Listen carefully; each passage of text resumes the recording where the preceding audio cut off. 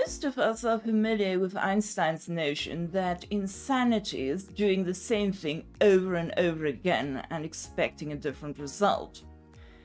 Less well known is Freud's idea that neurosis is knowing this and persisting anyway. In the postmodern era, I think, we know that we have a lot more in common with our opponents, people who disagree with us, even our enemies, than we're willing to admit. I think the postmodern world has become far too complex, and this channel is aimed at finding the common ground that the majority of us are unwilling to admit really exist. My name is Louise Mabille. I have a PhD in philosophy, and I focused on the most intriguing of that tripartite of suspicion, Nietzsche, Marx, and Freud, and I chose to focus on Nietzsche. I also hold a PhD in English from the University of Hull, and I focus on Milton, one of the original defenders of free speech.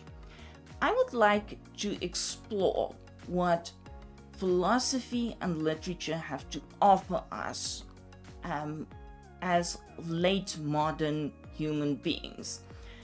As you'll find in this lecture series, I prefer the term late modern to postmodern because terminology is one of our greatest problems. Stay tuned for a conversation on everything under the sun, from Jordan Peterson to Richard Dawkins to contemporary feminism, the environment, and religious faith.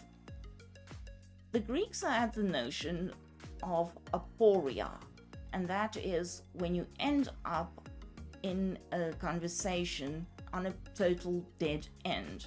You will discover in this series of talks that these aporia are far and few between, and that postmodern life isn't really as hectic or complicated as it appears to be.